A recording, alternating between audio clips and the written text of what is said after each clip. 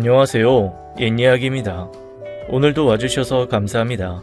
옛이야기 채널은 사연 읽어주는 남녀 채널에서 지금은 삭제되어 들을 수 없는 21년도에 소개해드린 사연 중 베스트 사연만 뽑아 다시 읽어드리는 채널입니다. 구독과 좋아요 부탁드리며 오늘의 사연 바로 시작하겠습니다. 안녕하세요. 저는 올해 41가 된 여자로 서울 은평구에 거주하고 있습니다. 결혼하고 10년이 넘는 세월을 이 마을에서 보냈고 집 근처에서 작게 식당을 하고 있어요.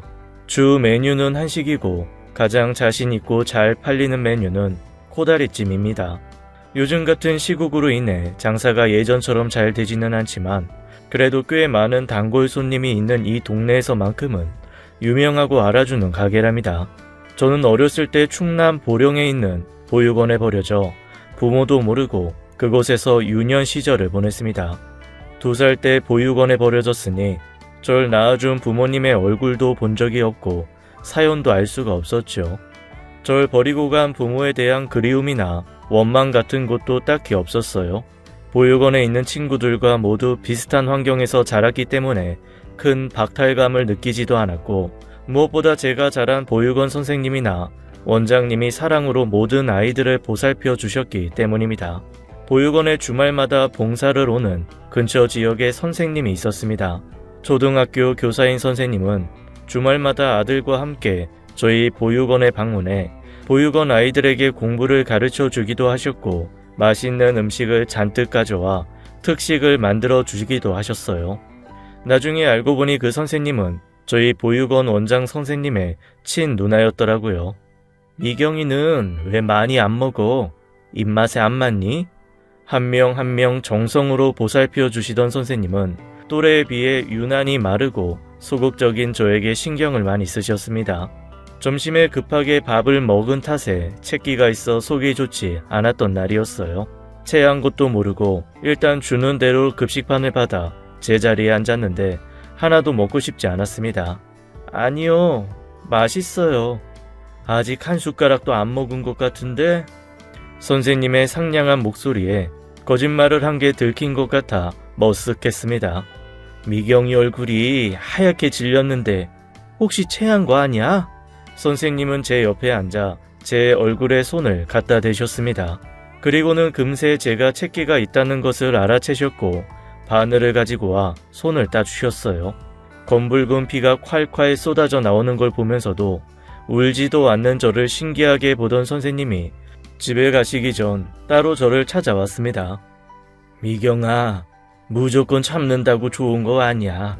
미경이 몸 상태 싫은 거 좋은 거 이런 것들은 다른 사람들에게 말할 수 있어야 돼. 네. 다른 사람 눈치 보지 말고 다른 사람 기분이 상할 수도 있겠지만 그런 것보다 미경이 마음을 표현하는 게 더 중요한 거야. 알겠지? 네. 그 이후로도 선생님은 자주 보육원에 방문했고 그때마다 누구보다 저를 먼저 찾으셨어요. 서울에 있는 놀이동산으로 아이들을 모두 데리고 놀러갈 때도 선생님은 항상 제 손을 잡고 가셨습니다. 무조건 꼭 참는 제가 안쓰러우셨다고 나중에 나이가 들어 그런 이야기를 듣게 되었죠.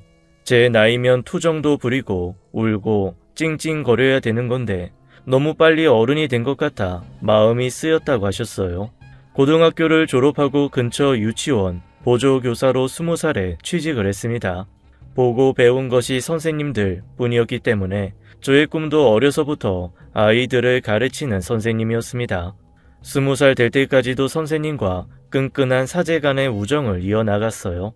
나이가 들면서 좀 달라진 게 있다면 선생님의 아들인 승준 오빠와도 친남매처럼 많이 친해졌다는 것입니다.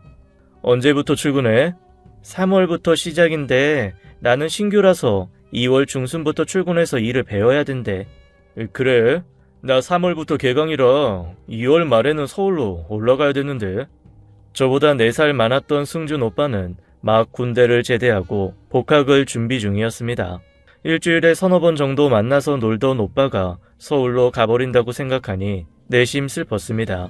내성적인 성격 탓에 친구도 별로 없었고 유일하게 제 이야기를 부담 없이 할 수 있는 상대가 오빠 한 명뿐이었거든요. 미경아, 내가 대학 졸업하고 취직하면, 오빠 취직하면 내가 몇 살 정도일까? 22? 23? 와, 아득하다. 다른 얘기 말고 내 얘기 들어봐. 생전 본 적 없는 진지한 얼굴을 한 오빠의 모습이 사실 좀 우스웠습니다. 물론 그 다음 말에 저도 웃음을 거두어야 했어요. 나한테 시집와. 결혼하고 우리 서울에서 같이 살자. 어릴 때부터 저를 좋아했다고 군대에 있으면서 내내 고백할 생각만 했다는 그의 말에 저는 쑥스러워 고개를 들지 못했죠. 사실 저도 고등학생이 되면서부터 오빠를 좋아했고 군대에 갔을 때도 일주일에 3장씩 편지를 써서 보내면서도 그 마음을 애써 감추려고 노력했습니다. 그래, 알았어. 나도 좋아. 눈도 마주치지 못하면서 그렇게 대답을 했었어요. 그렇게 순수했던 두 마음이 만나 결실을 이뤘습니다. 지금처럼 연락이 쉬웠던 시절이 아니었음에도 일주일에 몇 번씩 전화통화를 하며 서울과 보령의 물리적 거리가 무색하게 연애를 했죠. 우리는 그가 대학을 졸업하고 은행에 취업을 하네 바로 결혼을 했습니다. 남편이 27살, 저는 23살이었어요.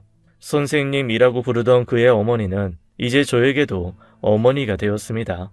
저희 둘의 연애를 누구보다 응원하셨고 저희의 결혼 선언에 누구보다 행복해 하셨어요.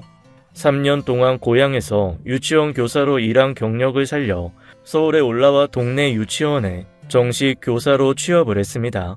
시어머니도 교직 생활을 은퇴하신 후 함께 서울로 올라와 한 집에서 살게 되었습니다. 남편을 태어나고 얼마 후 지병으로 돌아가셨다는 시아버지의 기일날 시어머니는 제사상 앞에 저를 소개하셨어요. 여보, 내가 매일 자랑했던 우리 미경이 이제 미경이가 우리 식구가 됐어. 며느리 말고 내 딸 하려고. 여보, 우리 매일 둘째는 딸로 하자고 그랬었잖아. 우리 미경이가 시아버지 사랑을 못 받는 게 아쉽네. 당신이 살아있었으면 정말 잘해줬을 텐데. 시어머니는 정말 저를 친딸처럼 아껴주고 사랑해주셨습니다. 어린 시절 보육원에서 유난히 저를 아껴주셨던 모습 그대로 결혼 후에도 딸처럼 저를 대해주셨어요. 시어머니와 함께 사는 게 전혀 불편하지 않았던 건 아니었지만 신혼생활의 시작을 세 식구가 함께 살며 시작했기 때문에 그대로 금방 적응했습니다. 그렇게 10년의 결혼 생활을 문제없이 이어나갔어요. 하지만 한국 사람들의 오지랖에서 벗어날 수 없었던 것이 저희 부부는 애가 생기지 않았습니다. 결혼 초 몇 년 동안은 오히려 신혼생활을 즐길 수 있어서 좋다고 생각하며 그럭저럭 넘겼어요. 그런데 3년 차가 넘어가면서부터 노력에 비해 아이가 생기지 않아 많이 힘들었습니다. 시험관을 시도해보기도 했지만 어째선지 도저히 아이가 들어서지 않았죠. 그 사이 시어머니는 동네에 식당을 차리셨고 저는 일을 끝내고 시어머니를 보조하곤 했습니다. 일하면서 매일 지겹게 마주치는 게 아이들이라 아이에 대한 생각을 쉽게 끊을 수 있었어요. 미경아, 내 어머니, 난 손주 욕심 하나 없다. 저를 쳐다도 보지 않으시면서 시어머니는 그렇게 말하셨어요. 멍한 표정으로 가게 상을 닫고 있는 제 표정을 보신 것 같았습니다. 네? 너랑 승준이 어디다 내놓고 자랑하고 싶을 만큼 예쁘게 잘 살지. 가게도 이만하면 잘 되고 있지. 너는 네 일 잘하고 승준이는 회사 잘 다니고 난 더 이상 바라는 거 하나 없어. 부담 느낄 거 하나 없고 주변 사람들 말 하나 들을 거 없어. 어머니, 내가 예전 얘기 많이 안 하려고 했는데 내가 예전에 했던 말 기억나냐? 남의 말 신경 쓸 거 없어. 네 행복 네가 찾고 살면 그만이야. 내 말 무슨 말인지 알지? 시어머니의 말에 눈물이 고였던 것 같았어요. 가슴 깊이서 우러나온 따뜻한 사랑과 깊은 배려에 가슴이 절절해졌습니다. 그러나 제가 33, 남편이 37이 되던 해 그렇게 행복할 줄만 알았던 인생이 송두리째 흔들렸습니다. 남편이 속이 안 좋고 소화가 안 된다고 말하는 날이 잦아졌어요. 그러다가 허리인가 등인가 생전 아픈 적 없는 등이 아프다는 소리도 늘어갈 때쯤 휴가 내는 게 대수냐고 빨리 병원에 가보라고 저는 그를 닥달했습니다. 그리고 동네 병원에서는 당장 큰 대학병원에 가보라는 소리를 들었어요. 벚꽃이 흐드러지게 피던 따뜻한 그 봄날, 병원에서 남편과 손잡고 들은 병명은 췌장암 4기였습니다. 이미 전신에 퍼져 있는 심각한 상태였고 항암 치료도 의미가 없다고 했을 정도였습니다. 길게 3개월 정도의 시간이 남아있다고 했어요. 그 얘기를 듣고 집으로 돌아오는데 하나도 믿기질 않았습니다. 운전석에 앉은 남편은 멀쩡하게 운전대를 잡고 운전을 하고 있었습니다. 우리 사이에는 아무 말도 오가지 않았고 병원에 간다는 말만 전하고 온 시어머니는 계속해서 제게 전화를 했어요. 차마 받을 수 없어 창밖만 바라보고 있는데 그날따라 유난히 날이 좋았습니다. 흐드러지게 핀 벚꽃이 살랑살랑 봄바람에 꽃비가 내리고 있었죠. 당신 없으면 내가 어떻게 살아? 내가 없긴 왜 없어. 나 안 죽어 여보. 걱정하지 마. 그의 미소 그리고 남편의 눈물, 그 모든 게 너무나 선명했습니다. 집으로 돌아와 시어머니에게 내용을 전하자 시어머니 역시 가슴을 내리치며 엉엉 우셨어요. 가족력이 무섭다는 게 이런 것이었습니다. 저는 시아버지가 같은 병으로 돌아가셨다는 걸 그때 처음 알게 되었죠. 다른 대학 병원도 돌아다니며 항암 치료해주는 곳을 찾기 위해 노력했습니다. 서울에 있는 유명한 대학 병원은 모두 예약을 잡았으나 대답은 다 똑같았어요. 항암 치료는 의미 없다고 남은 여생을 잘 마무리하시는 게 낫다는 것이었습니다. 호스피스도 미리 알아보시는 게 좋다고 자리가 없으니 미리 예약을 해두시라는 것이 그들의 답변이었어요. 남편이 은행 일을 할 때 통장을 개설해주며 통장 개설 목적을 물어보는 것처럼 감정 없고 일상적인 말투였습니다. 내 남편이 죽는다는 소리를 참 쉽게도 하는구나. 하루하루가 지옥이었습니다. 그렇게 2달 뒤 남편은 하늘나라로 떠났어요. 병원에서 선고해준 여명을 믿고 싶지 않았는데 결국 오래 살아야 3개월이라는 그 말이 딱 맞아 떨어졌습니다. 난 안 죽을 거라고 걱정 말라던 남편은 딱 1달 뒤 정신을 잃고 1달 동안 호스피스에서 사경을 헤매다 하늘나라로 떠났습니다. 앙상하게 말라가는 그의 모습을 보며 나중에는 그런 생각을 했어요. 그래 여보, 오빠, 그냥 하늘나라로 가자. 그런 마음이 들었습니다.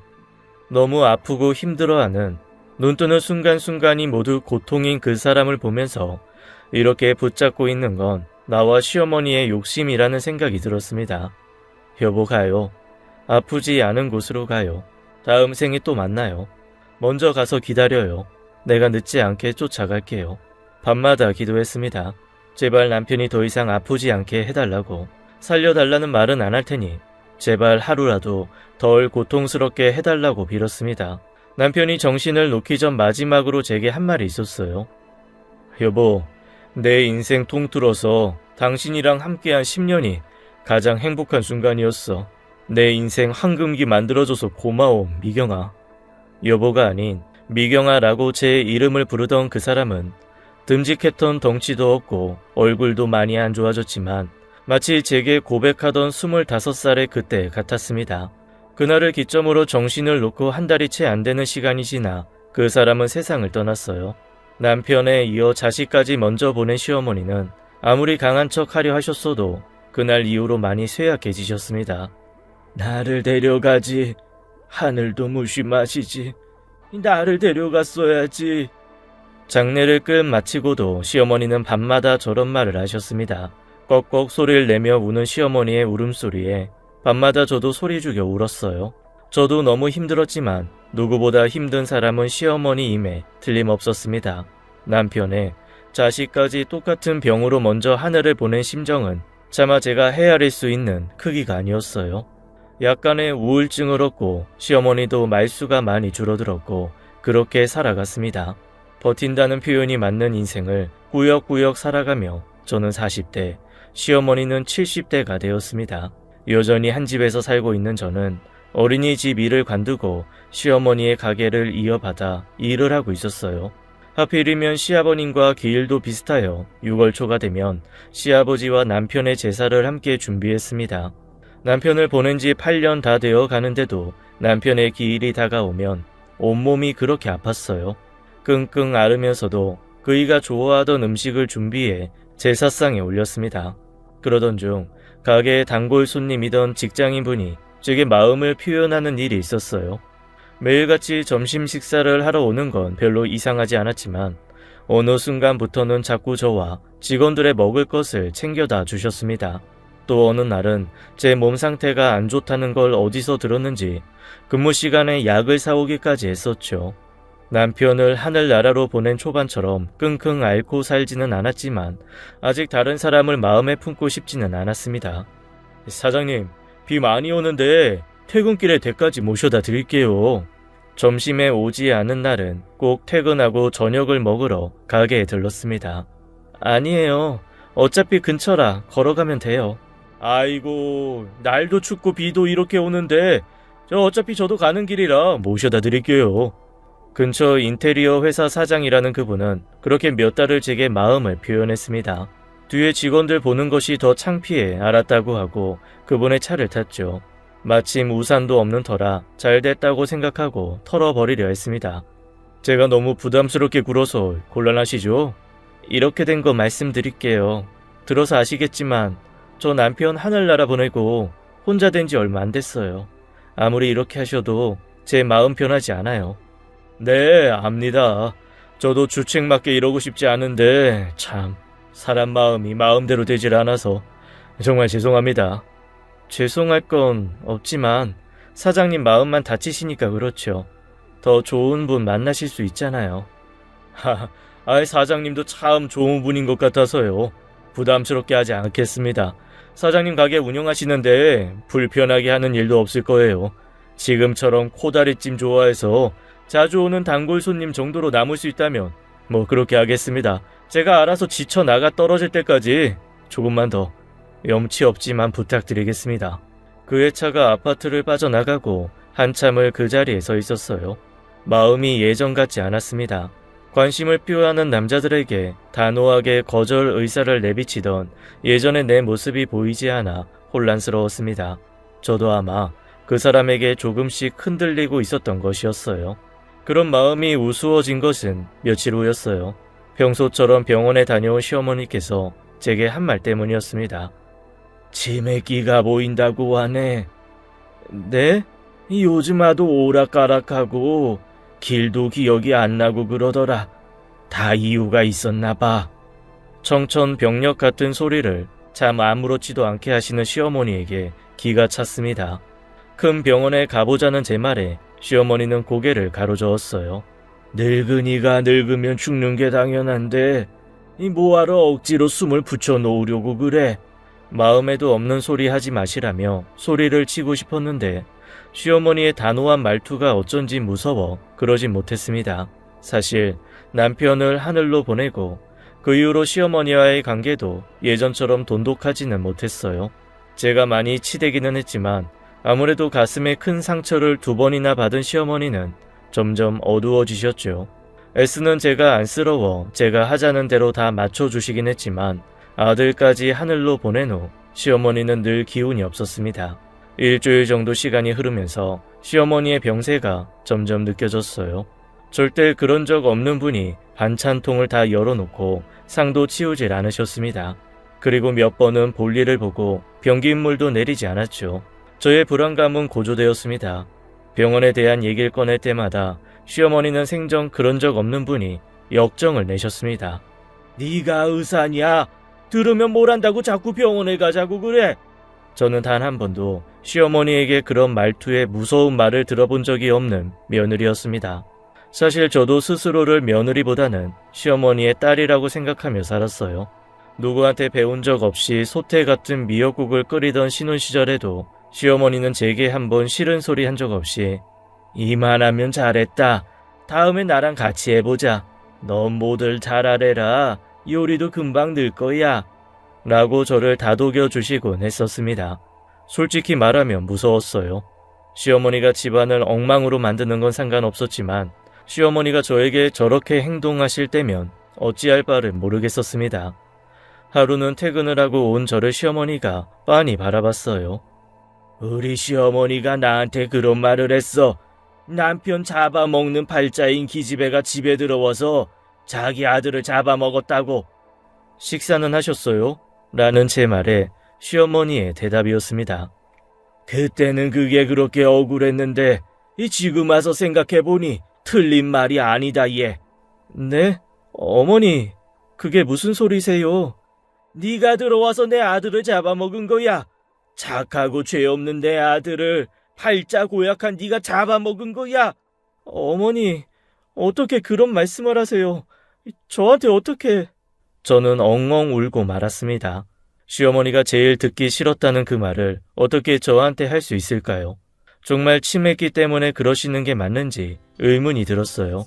계속 저렇게 생각하고 있으셨는데 차마 제게 말하지 못했던 건 아닐까 하는 생각도 들었습니다. 서러움에 엉엉 울며 잠들지 못하는 밤이었어요. 며칠 동안 시어머니는 저런 식의 비슷한 말들을 제게 악담처럼 퍼부었습니다. 저 때문에 남편이 죽었다. 제 팔자에 남편이 잡아먹혔다. 너를 이 집에 들이지 말았어야 했다. 모두 그런 말들이었어요. 집에 들어오기가 무서웠습니다. 분명 저를 넘치도록 사랑해주던 엄마 같은 존재였던 시어머니가 이제는 괴팍한 사람이 되어버렸습니다. 주변에서는 요양병원에 시어머니를 보내야 한다고 했어요. 더 이상 예전의 시어머니가 아니라고, 앞으로 얼마나 더 힘들려 그러냐고 다들 그렇게 말했습니다. 하지만 저는 아직도 보육원에서 제 손을 잡아주던 그 선생님의 모습이 또렷했습니다. 승준 오빠와 결혼을 하고 싶었던 이유 중 가장 큰 부분을 차지했던 것이 바로 그 선생님과 진짜 가족이 되고 싶었던 것이었어요. 저는 하루에도 수십 번씩 마음을 다잡았습니다. 부모를 버리는 자식은 없다고. 저는 시어머니의 며느리가 아니라 시어머니의 딸입니다. 그건 누가 와도 바꿀 수 없는 제 생각이었어요. 그날은 참 이상했습니다. 제가 출근할 때 들여다보지 않던 시어머니가 갑자기 아침을 차려주셨습니다. 아침 걸으면 안 된다. 먹고 가라. 오랜만에 해보는 정상적인 대화라 어버버하다 제대로 대답도 못하고 말았습니다. 방으로 들어간 시어머니의 뒷모습을 한참 바라보다 진수성찬으로 차려진 아침밥을 모두 먹고 출근했어요.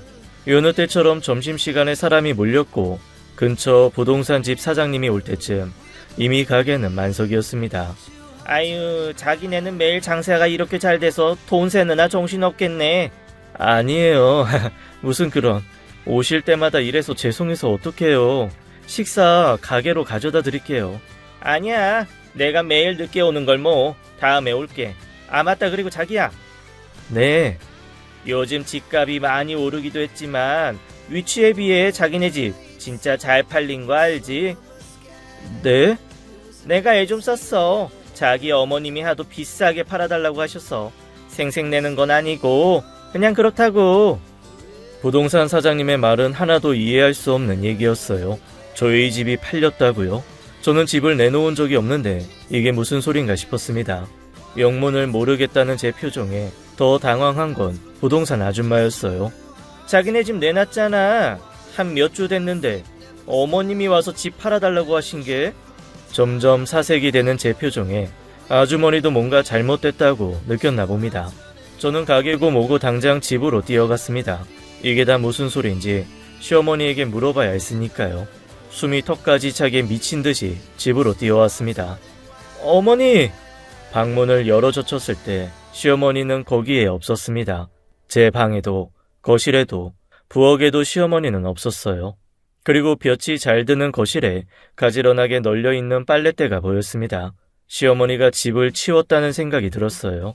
텔레비전 선반이 먼지 하나 없이 물때 하나 없이 깨끗했습니다. 그러다 식탁에 놓여있는 손편지와 돈봉투가 눈에 들어왔어요. 미경아, 사랑하는 우리 딸 미경아, 이제 늙은이한테서 벗어나서 네 인생 살아라. 너한테 물려줄 수 있는 돈이 이 집밖에 없어서 내가 다 정리했다. 승준이나 내 생각나지 않은 곳으로 가서 새로 시작해라. 아프지 말고 밥도 잘 챙겨 먹고. 눈앞이 아득해졌습니다. 교직 생활을 하실 때와 다름없는 고든 시어머니의 손글씨체가 눈에 들어왔습니다. 설마 어머니, 저한테 일부러 그렇게 하신 건가요? 당장 경찰에 실종신고 접수를 했고 얼마 지나지 않아 근처 경찰서에서 사람들이 집으로 찾아왔습니다. 자초지정을 설명하고 어머님이 이 편지를 남겨두고 집을 나가셨다고, 멀리 가시진 않았을 거라고 제발 찾아달라고 거의 울다시피 말했습니다. 사랑하는 우리 딸 미경아, 시어머니가 남기고 가신 편지 첫 줄에 가슴이 미어졌습니다. 그렇게 몇 시간이 흘렀어요. 밖은 대낮에서 해가 지고 어둠이 드리워졌을 때쯤 경찰에서 연락이 왔습니다. 시어머니를 찾았다고요. 서울역 버스 터미널에서 보령으로 출발하는 시외버스에서 시어머니를 찾았다는 연락이었습니다. 저는 반쯤 놓은 정신으로 경찰서로 또 달려갔어요. 경찰서로 달려갔을 때 시어머니는 경찰분이 주신 따뜻한 차를 마시면서 저를 기다리고 있었습니다. 어머니! 저는 시어머니가 보이자마자 눈물이 쏟아졌고 시어머니에게 달려가 어쩌면 이러실 수 있냐고 엉엉 소리내어 울기 시작했습니다. 미안하다 미경아, 미안하다. 저 혼자서 어떻게 살라고 저를 버리고 그렇게 가시려고 했어요. 저 어머니 없으면 못 살아요. 미안하다 미경아, 내가 잘못 생각했어. 나도 널 두고 떠나려니까 도저히 발걸음이 떨어지질 않았다. 분명히 마음을 독하게 먹었는데 정 떼려고 아무리 행패를 부려도 네가 나한테서 벗어날 궁리를 안 해서 나도 그만. 미안하다 미경아. 제가 어떻게 어머니를 버려요. 저한테 어머니 하나밖에 없는 거 아시잖아요. 승준이도 내 새끼지만 너도 내 새끼지 않냐. 남편 먼저 보내고 이 다 늙은 시어머니까지 10년 가까이 모시고 사는 네가 얼마나 안쓰러워. 난 내 새끼 그렇게 힘들게 사는 꼴 더는 못 보겠다 싶었다. 아직 젊은데 너 좋다는 사람 만나서 더 좋은 데서 행복하게 살길 바랬다. 너한테 한 말 하나도 진심이 아니었어. 미안하다. 너한테 너무 상처만 준 것 같아서 내가 너무 재수롭다 미경아. 나중에 알게 된 사실이지만 시어머니는 그날 저와 인테리어 회사 사장님을 보셨다고 했습니다. 그 남자가 저에게 마음을 표현하고 있다는 사실을 가게 직원을 통해서 듣게 되었고 제가 이때다 싶어 새 출발했으면 하는 마음에 일부러 치매에 걸린 척 제게 도망칠 이유를 만들어주려 했다고 하셨습니다. 그날 이후 저와 시어머니는 가게와 그리 멀지 않은 다른 아파트로 집을 사 이사를 갔어요. 조금 작은 평수로 이사를 했고 그동안 미뤄뒀던 남편의 유품을 정리했습니다. 새로운 집에서 그간에 묻어뒀던 슬픔을 뒤로하고 새 시작을 하기 위함이었어요. 시어머니는 예전처럼 다정하고 현명한 저의 진짜 엄마가 되어 저를 보살펴 주셨죠. 저의 소원은 저의 시어머니, 아니 우리 엄마가 앞으로 100세까지 건강하고 제 곁에서 저를 보살펴 주시고 또 제가 엄마를 호강시켜 드릴 수 있는 것입니다. 이제는 진짜 모자가 된 저희 가족의 이야기를 나누고 싶어 사연을 보냈습니다. 긴 사연 읽어주셔서 감사하고 모두 건강하시고 행복하시길 바랍니다. 감사합니다. 지금까지 사연 읽어주는 남녀 옛이야기였습니다. 끝까지 함께 해주신 여러분 감사드리며 저희는 다음 사연으로 돌아올게요. 감사합니다.